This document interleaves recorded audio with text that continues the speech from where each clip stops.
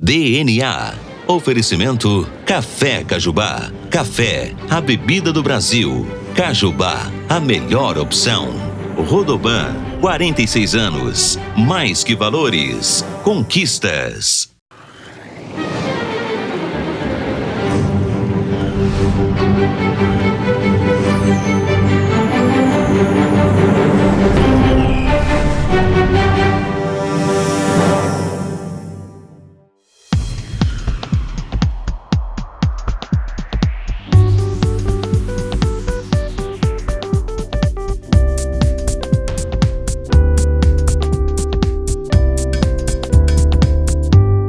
Sejam bem-vindos a 2017. Quando eu era criança, quando eu olhava esses números, 2000 e alguma coisa, eu achava que ia ter disco voador, que tudo menino. A gente assistia os Jetsons. E hoje a gente chegou em 2017 e o futuro acho que está um pouquinho longe ainda, apesar de que tem muita coisa do futuro que a gente não esperava. Então, feliz ano novo para você, seja bem-vindo nesse dia 1º de janeiro, onde eu recebo um amigo, um empresário, um cara que a gente conhece há muito tempo e que vai poder contar para você um pouco da história dele e que, por sinal, é aniversário dele. Seja bem-vindo, prazer ter você aqui, feliz aniversário e feliz ano novo. Obrigado, Carlos. Feliz ano novo também. E vamos ver se esse ano a gente consegue fazer algo de melhor, né? É verdade. Os anos que a gente tem visto, que foram bem conturbados, né?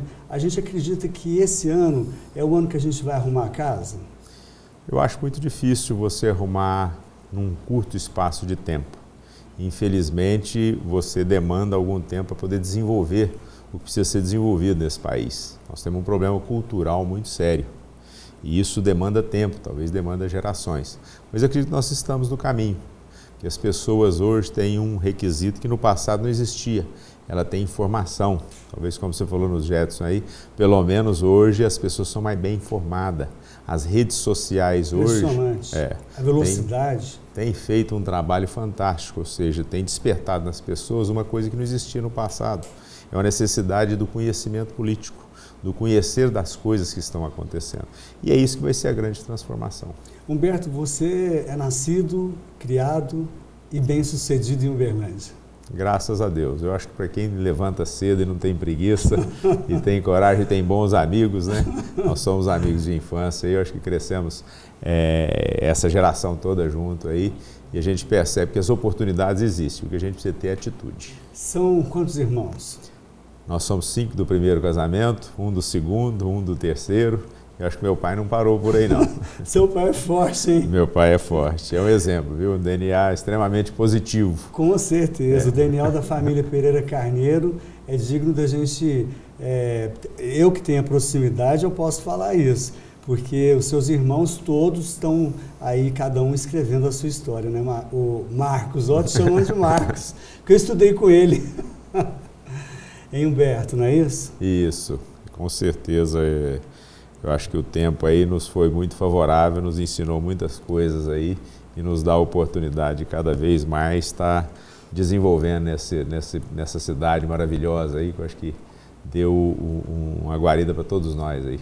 Humberto, voltando um pouco lá na sua infância, qual é a lembrança que você tem de sabores, de aromas, de ouvir alguma coisa que te marcou e tem a lembrança até hoje?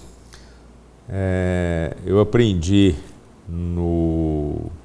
na vida que terra áspera é povo duro, né? Terra fértil é povo indolente. A nossa infância foi com muita dificuldade, a gente era muito simples, pobre. Nós moramos na infância quase que toda em Nova Ponte. E meu pai era muito austero. Eu lembro que com 7, 8 anos, eu vendia pirulito, engraxava sapato. E algumas coisas vai te marcando. O espírito empreendedor, com 12 anos, eu tive meu primeiro negócio, foi um carrinho de pipoca. Mas você pode mandar um abraço para Nova Ponte, que está te Posso, vendo com agora. certeza. Bom demais, viu? Tem só lembranças boas de lá. Porque a infância é uma coisa que não sai da cabeça da gente. E com 12 anos, eu lembro que eu deixei de estudar no terceiro horário para poder vender pipoca. Eu tinha um carrinho de pipoca. E o meu pai, nesse dia, chegou para mim: a partir de hoje você compra suas roupas. E com 15 anos ele fez uma coisa que dificilmente um pai faria. falou, a partir de hoje, se você quiser estudar, você paga seus estudos.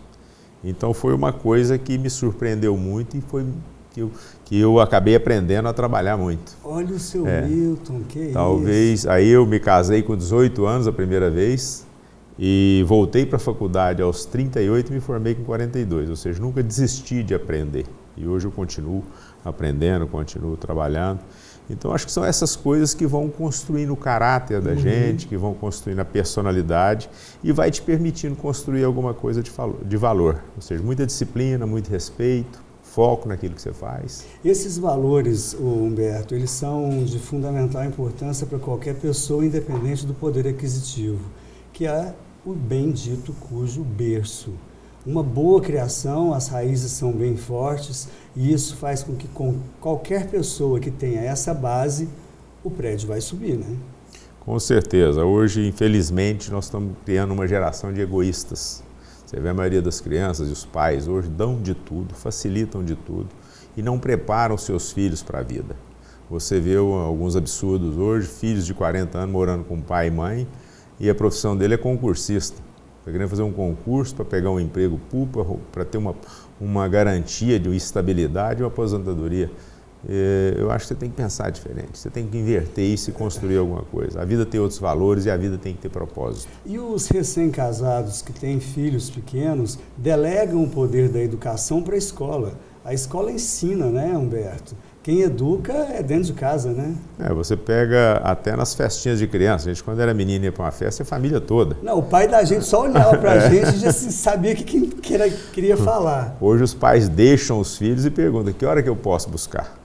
Então deixou de ser aquela interação, está transferindo essa responsabilidade. Isso é um risco muito grande. Sem contar que, na nossa época, a gente corria na rua, brincava e tinha uma série de atividades físicas, né? Hoje não, a meninada está na área eletrônica ali, está se interagindo e por outro lado você tem uma cobrança muito grande, uma exigência do desenvolvimento psicológico muito grande. Aí você tem um problema futuro que vem se agravando, que é uma depressão, que é uma ansiedade, que são os problemas das novas gerações hoje. Eles falam que o mundo tem dois problemas, um é a ansiedade, a outro é a depressão. A ansiedade é quando você quer trazer o futuro para o presente, a depressão é quando você quer trazer o passado para o presente, e a gente esquece de viver esse presente. Então essa meninada de hoje precisava rever algumas coisas, os seus pais, rever alguns valores e dar mais atenção, ter mais foco. Talvez por isso que as pessoas estão desistindo de ter filhos. Hoje são menos filhos. Então, antigamente, você tinha um punhado de filhos, mesmo porque as famílias antigamente pensavam naquilo como um trabalho braçal futuro, um rendimento, ajudar na família, né? Então, hoje é diferente. Hoje você tem um custo extremamente caro para você educar um filho, tanto na escola como outras atividades. É difícil. Você falou duas palavras aí que eu vou trazer outra. Você falou ansiedade e depressão. São dois males realmente que assolam o mundo inteiro. Mas isso aí traz uma renca de coisas, né? Como, por exemplo, a intolerância. As pessoas estão intolerantes, elas não esperam nem você terminar de falar, elas já estão com uma resposta para você. É mais ou menos aquela história, o filho perguntando para o avô, vovô, como é que o senhor está com a vovó até hoje? Meu filho é assim, para minha época, quando as coisas estragavam, a gente consertava, hoje vocês trocam. Então, essa intolerância tem gerado a isso. É verdade. Então, você administrar isso tanto com você, com seus amigos, com as outras pessoas. Exercitar isso. Exercitar. Eu brinco muito, a gente que é da roça, vamos dizer assim, fala assim, gente, beijou, tá namorando, apelou, perdeu. Então, acho que é uma forma de você aprender a conviver melhor com as pessoas, ter um pouquinho mais de paciência. Principalmente nós que somos dotados dessas informações. Então, a gente também tem que passar para frente, né, Humberto? E não retê-las.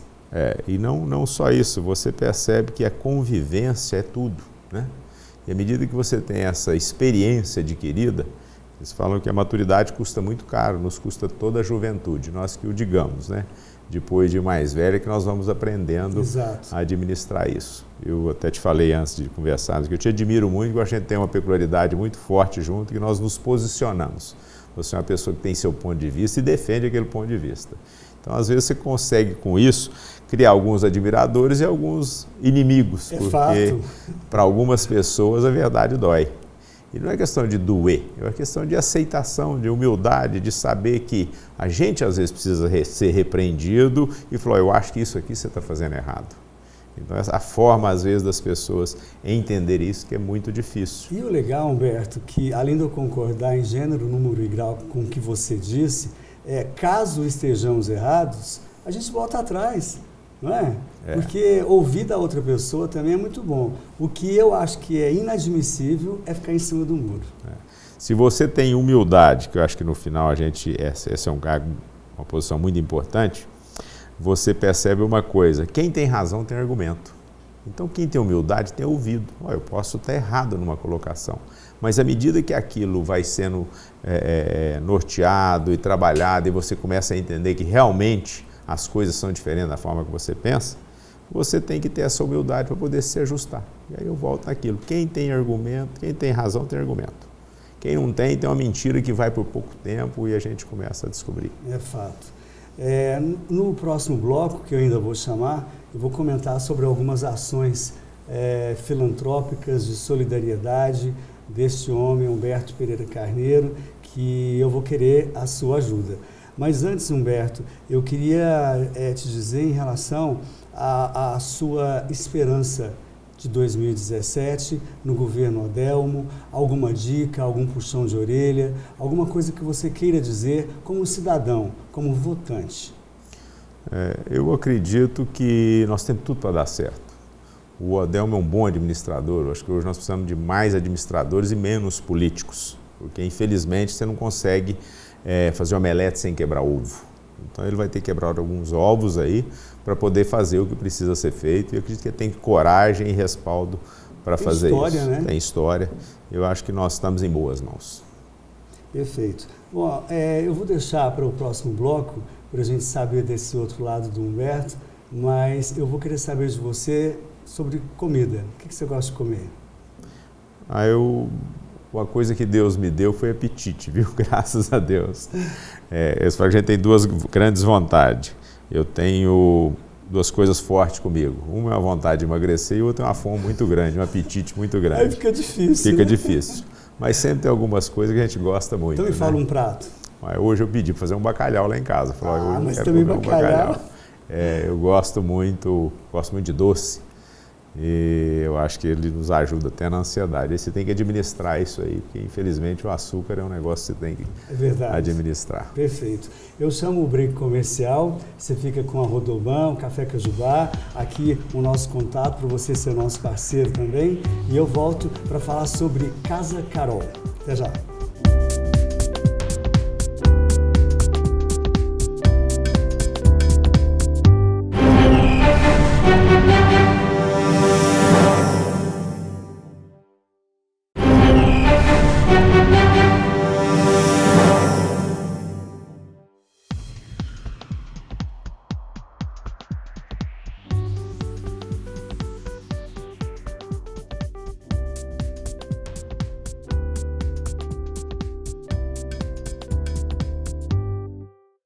De volta com você no segundo bloco, nesse 1º de janeiro de 2017.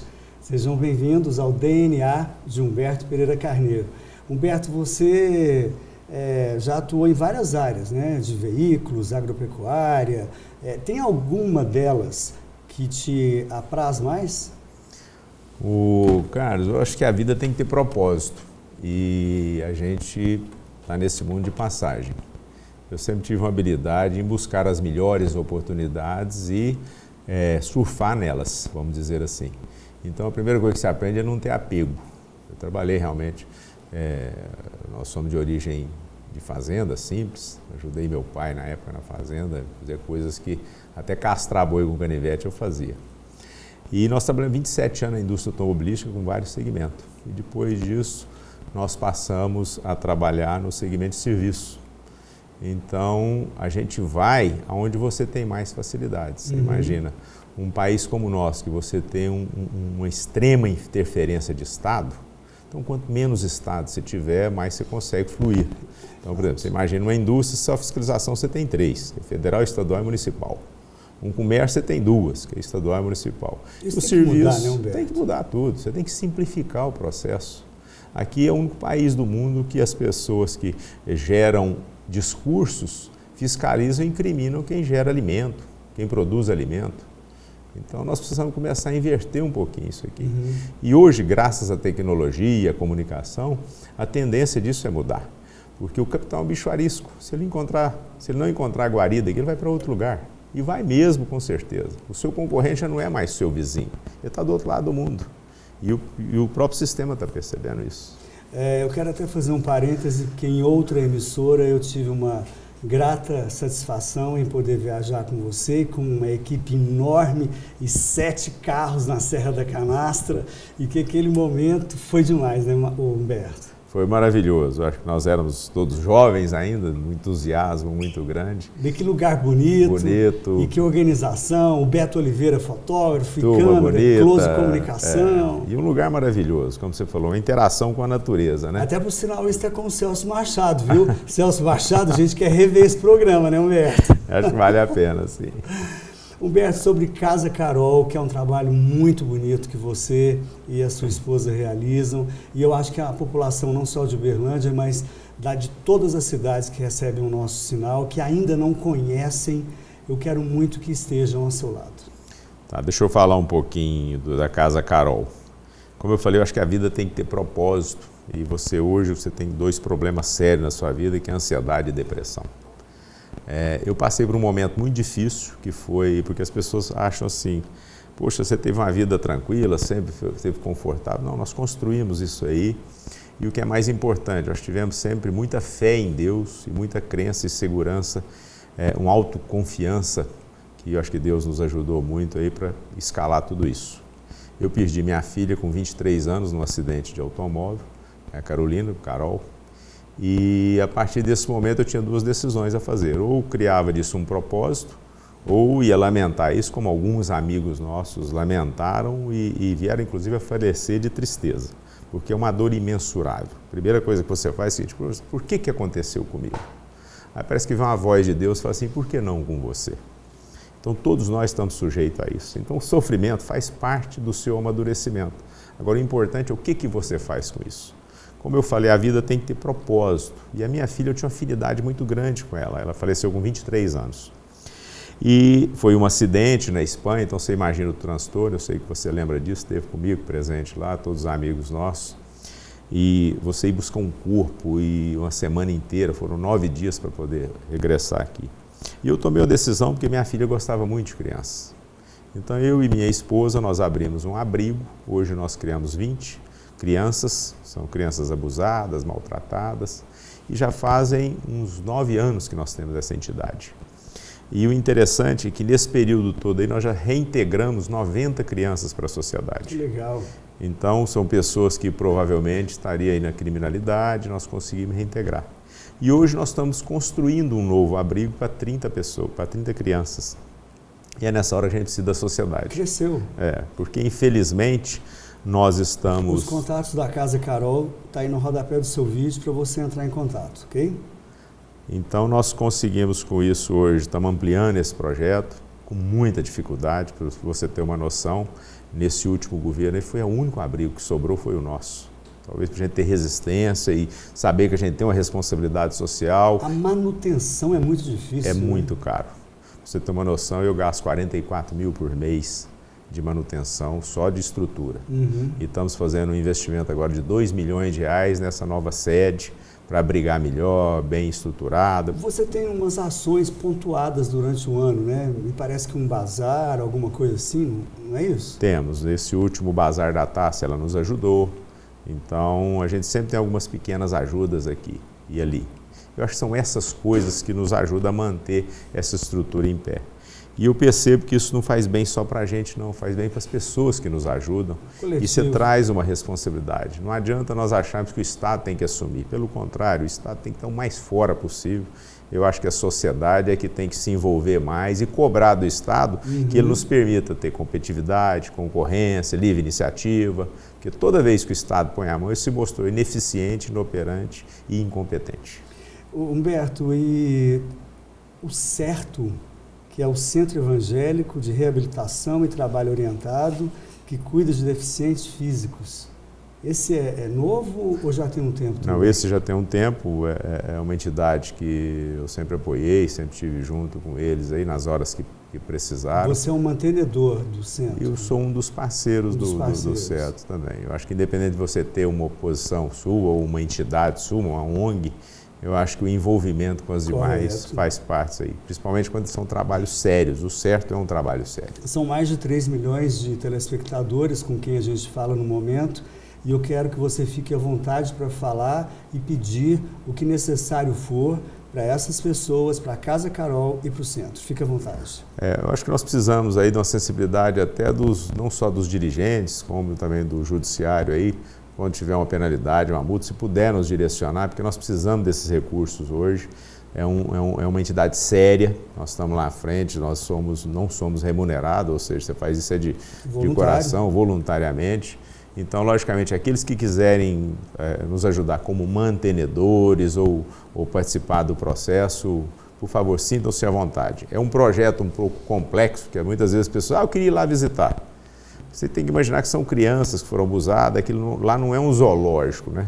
Pra você deixar os meninos à exposição. Então, você tem que ter todo esse cuidado, todo esse entendimento, mas toda ajuda é bem-vinda. Humberto, você também é vice-presidente da CIUB, junto com o nosso amigo Fábio Perger, sobre a economia que está completamente, eu vou falar uma palavra, mas é verdade, dominada, né?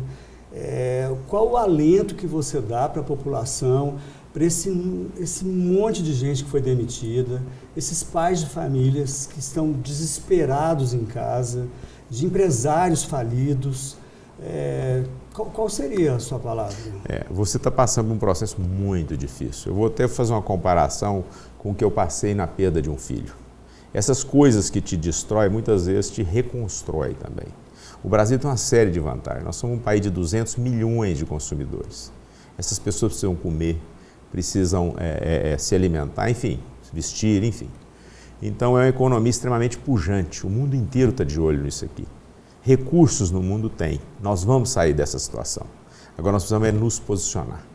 E está fácil, não é difícil. Você imagina o seguinte, se você começar a privatizar, você transfere a incompetência para uma gestão mais eficiente. O papel do Estado é o de promover a concorrência e fazer distribuição para aqueles menos favorecidos. Então, o que você pode fazer? Com a privatização, você quita a dívida que existe nesse país. Você poderia hoje dar concessões, por exemplo, poxa, nós podíamos ter dado uma concessão aí de um trem-bala aí do Rio São Paulo. Vou ter que dar 30 anos. E que está no papel há muito tempo. Então, nós podíamos ter isso há 50 anos já, funcionando. Então, o mundo vai ter uma transformação muito grande. E esses políticos, maus políticos que aí estão, eles vão ser perseguidos e vão ser incriminados. Você pode ter certeza disso. Eles não vão escapar desse. Eu concordo plenamente. E eu acredito que eles já estejam até presos, metaforicamente falando, porque eles não podem ir nem na padaria comprar um pão. Hoje você tem uma série de dificuldades. Então você vê que hoje você não tem mais essa liberdade que você tinha. Você é fiscalizado, acompanhado, filmado. Então a tecnologia hoje nos dá essa facilidade. E as pessoas estão vendo o que acontece lá no mundo. Poxa, tem país melhor do que aqui para viver. Por que eu não posso viver num país melhor? Nós podíamos ter um Brasil onde todo mundo fosse rico. Não é difícil. Você vê que imposto nós arrecadamos muito. Ano passado aí passamos de 2 trilhões de reais de arrecadação. É muito dinheiro. Ou seja, dá para fazer o que precisa ser feito. Agora, a corrupção, ela mata mesmo. Ela mata a esperança, mas eu acho que é isso que a gente tem que resgatar nesse povo. Nós temos que nos dar o direito de ir atrás e resgatar esses valores. Esse direito a gente tem. É só você sair daí e fazer por onde? Passa para a prática. Humberto, para a gente terminar, eu quero muito te agradecer, parabenizar pelo seu trabalho, não só como empresário, mas como homem aqui na cidade, como ser humano, e a sua palavra para 2017, a sua esperança, a sua filosofia e feliz ano novo. Carlos, obrigado pelo carinho, pela atenção. Eu achei que tem muita coisa boa acontecendo aí. O mundo está passando por uma revolução muito grande. Quem perceber que o processo de sucesso daqui para frente vai ser cooperativo. Tanto é que você pega um exemplo simples aí, a indústria automobilística hoje está passando por um processo revolucionário. Não cabe os carros mais nas estradas, não cabe mais nas cidades, ou seja, vai ter uma tendência para ir para a área de transporte público. Então, o mundo vai ter que se autoajudar. E à medida que você ajuda, você passa a ter o benefício que a vida é um espelho. Aquilo que você dá, você recebe. Eu tenho certeza que esses próximos tempos aí vão ser melhores. A gente tem que trabalhar para isso, como você bem falou. Nós temos que ajudar nesse processo aí. Muito obrigado. Feliz aniversário. Eu que agradeço. Obrigado, Carlos. A você, muito obrigado pela audiência. No próximo domingo, Dona Augusta, que é a consuleza de Portugal, aqui no DNA. Só na Band. Até lá.